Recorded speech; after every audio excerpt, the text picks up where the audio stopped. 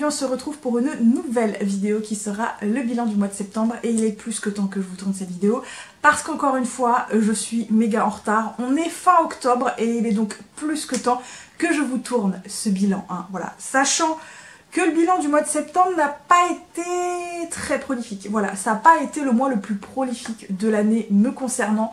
Je n'ai lu que 3 romans et j'ai pas lu de graphique à côté, j'ai pas lu de livre en format électronique non plus. Donc voilà, un tout petit mois, mais plutôt satisfaite malgré tout parce que dans ces 3 lectures, je n'ai eu que de bonnes lectures. Voilà, j'ai eu pas vraiment de révélations, de très bonnes lectures, de gros coups de cœur, mais ça a été toutes des bonnes lectures. Sans compter que j'ai terminé encore une saga au mois de septembre, donc en termes de fin de saga, on est bon, voilà, on est un petit peu dans mon objectif de terminer un certain nombre de sagas, qui sera un maximum de 15 sagas pour cette année. Je ne pense pas y arriver, mais je m'en approche, je pense, donc voilà, là-dessus, on est bon. Mais voilà, ça reste un petit mois. Bref, du coup, on ne s'attarde plus et on commence tout de suite. Je commence du coup par ce roman qui fait partie de mon challenge de lire les tomes 1 avant d'envisager de lire la suite. Et donc celui-ci en faisait partie. Sachez que ça a été, comme je vous l'ai dit dans l'intro, une bonne lecture. Donc j'envisage de me lire la suite. Mais pour tout vous avouer, ça fait pas partie de mes priorités. C'est un roman que je trouve peut-être un petit peu trop jeunesse pour moi. On n'est pas loin du young adulte, mais pas encore tout à fait. C'est plus du jeunesse. Et peut-être un petit peu trop jeunesse pour moi. Ce qui fait que voilà, il y a des choses que j'ai vu venir, d'autres non, que c'était très sympathique, mais que j'y ai trouvé malgré tout des petites choses qui ont pêché. Mais dans l'ensemble, ça reste une bonne lecture. Donc ici, on est dans un univers de fantasy plutôt basé sur la mythologie japonaise, puisqu'on va y suivre une jeune femme qui s'appelle Kurara et qui vit avec son petit frère dans le restaurant flottant le Midori. Elle y vit depuis presque toujours, elle ne se souvient pas de sa vie avant le Midori, et elle y vit, elle y travaille, elle y grandit, donc voilà, elle ne connaît pas vraiment autre chose que le Midori. Et dans cet univers, on a ce qu'on appelle des shikigami. Les shikigami, en gros, ce sont des monstres de papier, des monstres géants, mais des monstres qui ont pété les plombs. Voilà, ils ont pété les plombs, ils ne se contrôlent plus, ils deviennent fous, ils détruisent tout.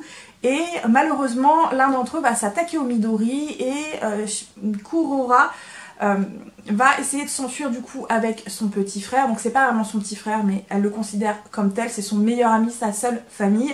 Il va être gravement blessé et elle va donc travailler avec les chasseurs de shikigami pour essayer de sauver son petit frère. Je m'arrête là pour le résumé, vous n'avez pas besoin d'en savoir plus.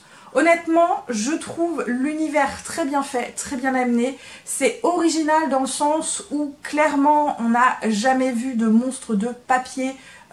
Enfin en tout cas moi je n'ai jamais lu de livre avec des monstres de papier géants qui pètent les plombs, qui sont rendus vivants par des maîtres shikigami, etc. Donc on a un univers original, on a une intrigue assez basique hein, dans l'histoire, on va pas se mentir, mais l'univers est très original, on n'a pas le temps de s'ennuyer, il se passe toujours quelque chose. On a des personnages qui sont plus ou moins attachants, certains sont très énervants, il y en a avec qui j'ai plus de mal que d'autres. Mais dans l'ensemble, voilà, on a des personnages ultra attachants. Kurara, elle ne désire qu'une chose, c'est vraiment sauver son petit frère dont j'ai déjà oublié le prénom. Et il y a plein de mystères, on découvre des choses hyper sympathiques. Kurara, elle cache un gros mystère. En même temps, on a une reine qui est hyper vindicative, hyper monstrueuse dans sa façon de traiter son peuple, dans sa façon de traiter les magiciens, les chasseurs de shikigami, etc. etc. Et à côté, on a une bande de rebelles qui essaient de reprendre le pouvoir puisqu'on a des peuples différents. Il y a beaucoup de racisme, beaucoup d'antisémitisme, donc on parle vraiment de ça. Je trouve que c'est très bien amené sans que ce soit moralisateur. On aborde des thèmes quand même qui sont aujourd'hui, je trouve, d'actualité et qui sont très bien retransmis ici sans pourtant que ça prenne le pas sur tout le reste. Donc c'était très bien fait, très bien amené, avec un univers riche, bien fait, où on n'a vraiment pas le temps de s'ennuyer et avec une fin où on a très envie de connaître la suite. Donc oui, je lirai le tome 2 avec beaucoup de plaisir. Il est déjà sorti, il va y avoir un tome 3 je crois. Ça fait pas partie de mes priorités. mais je lirai la suite avec plaisir. Je continue par le deuxième et dernier tome de Langrange-Temps. Donc voilà la saga que j'ai terminée au mois de septembre. Donc c'est de Nell Pfeiffer aux éditions Hachette, dont leur format, encore une fois, relié, absolument magnifique. Et encore une fois, j'ai passé un super bon moment. Peut-être un chouïa moins que le premier tome, mais autant le premier tome c'était la vraie surprise. Je découvrais vraiment l'univers de l'autrice, sa plume, et j'ai plongé tête baissée.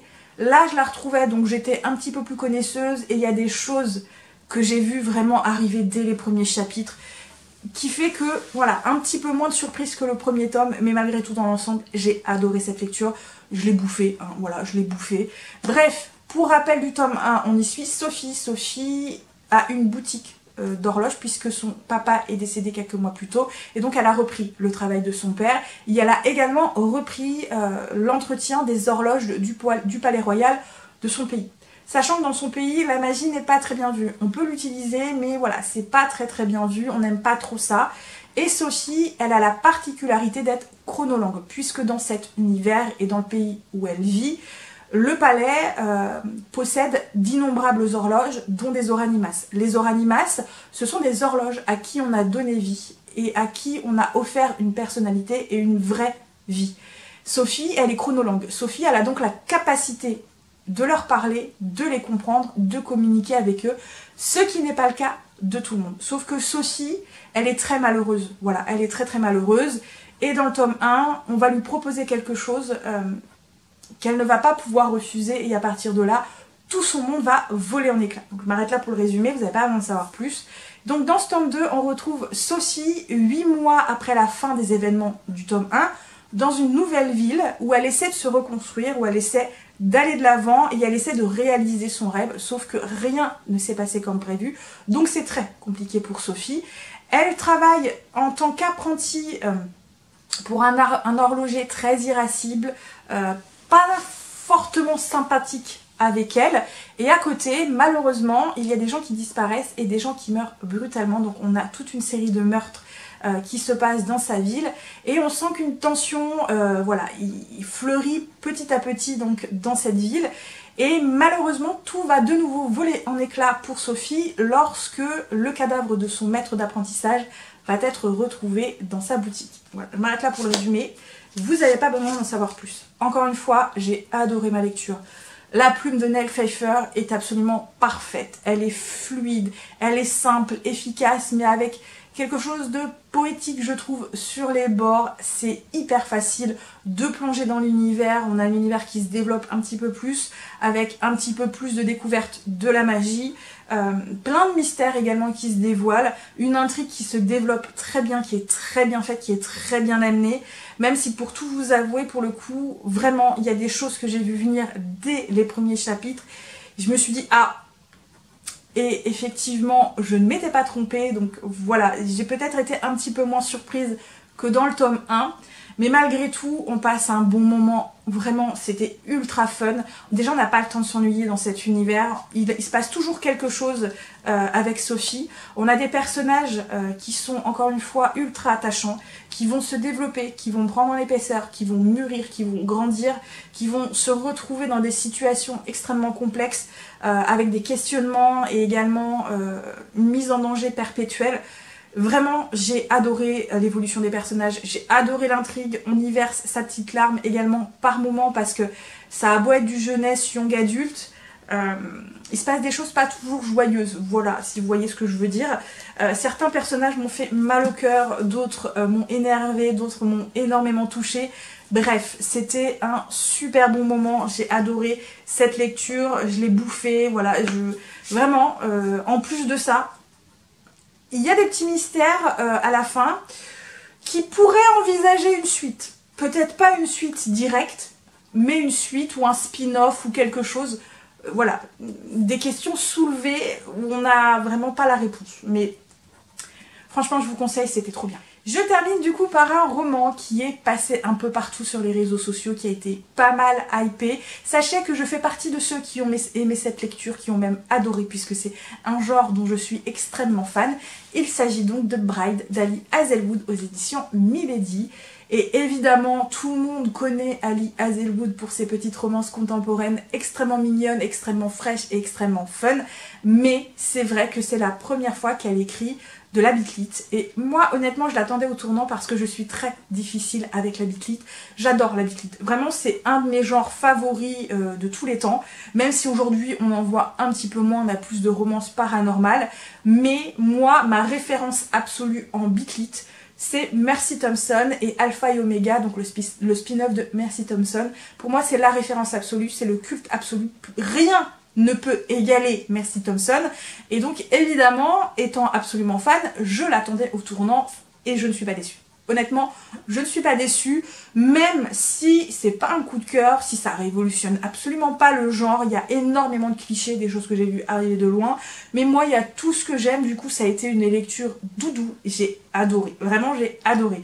Ici, on est donc dans un univers où les humains, vampires et loups-garous se côtoient plus ou moins, sauf que là où on est, on va dire qu'ils sont tous séparés par des frontières. Chacun vit de son côté et personne ne vit ensemble. Et donc on va suivre une jeune femme qui s'appelle Misery Lark, qui elle est une vampire et vit parmi les humains depuis plusieurs années déjà. Elle n'a pas spécifiquement envie de rentrer parmi les siens parce que clairement elle n'y est pas très bien traitée.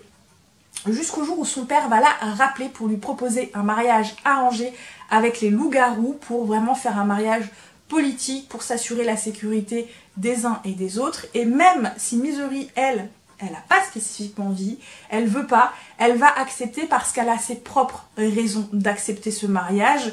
Et croyez-moi, Misery, c'est un personnage à elle toute seule, c'est un univers à elle toute seule.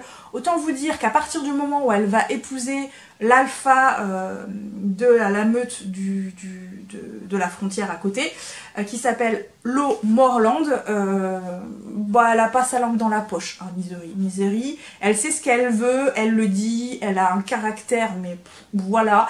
Bref, c'était trop bien, voilà, c'était trop bien. Alors, en termes d'intrigue, on n'est pas dans l'ultra original, on est dans quelque chose de très classique, une intrigue très basique. D'ailleurs, c'est une intrigue qui va se développer, mais en fond et en touche, puisqu'on tape plus quand même dans la romance pour le coup.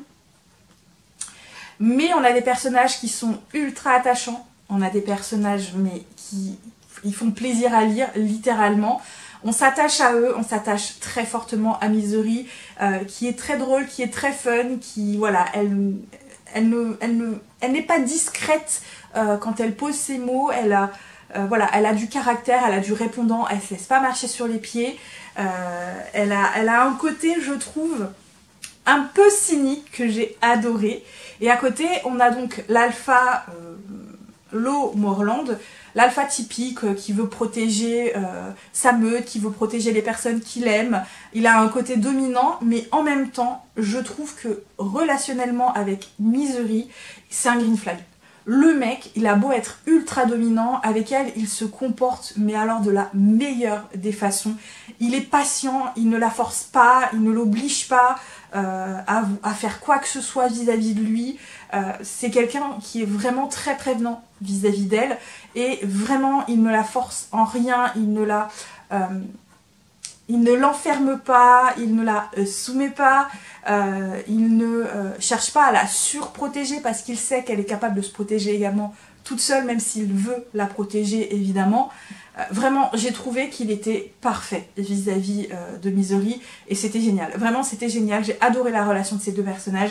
J'ai adoré l'évolution des deux personnages puisque Misery va rapidement apprendre à connaître son nouvel environnement et les nouvelles personnes qu'elle côtoie. C'était trop bien. C'était trop bien. J'ai adoré. Je sais que sur la fin, il y a des choses qui ne vont pas plaire à tout le monde, qui vont être perturbants pour certaines personnes. Notamment en termes de relations charnelles entre les deux personnages. Honnêtement, moi ça m'a pas dérangé. Vraiment ça m'a pas dérangé. Mais en même temps, ça m'a pas dérangé parce qu'on n'en abuse pas. L'autrice, elle va pas en mettre à toutes les pages. Et ça, j'ai adoré parce que voilà, il y a quelques scènes, mais ça prend pas tout le roman. Et ça, c'est quelque chose que j'apprécie énormément. Qu'il n'y ait pas trop de smut. Voilà, qu'il n'y ait pas trop de smut, trop de scènes érotiques, etc., etc. Moi, ça me gave. Moi, quand il y a trop de scènes de smut, en général, ça me gaffe très très vite. Là c'est pas le cas. Bref, j'ai adoré, c'était trop bien. C'est du Ali Hazelwood. Pour l'instant, de ce que j'ai lu d'elle, ne me déçoit pas. Donc voilà, trop bonne lecture quoi. Et voilà, j'en ai terminé pour ce petit bilan, hein. Comme je vous avais dit, il est absolument pas énorme, mais voilà, des lectures que j'ai beaucoup aimées. Le bilan du mois d'octobre, je pense qu'il sera un petit peu plus conséquent, mais pas non plus beaucoup plus. Je vous parlerai du pourquoi, du comment. En ce moment c'est compliqué pour moi en termes de lecture. Je vous en parlerai peut-être pour le bilan de la fin d'année ou l'année prochaine, début d'année, où j'aurai un petit peu plus de visu sur ce qui m'attend, puisqu'il y a beaucoup de choses qui se sont passées ces dernières semaines et notamment ces derniers jours.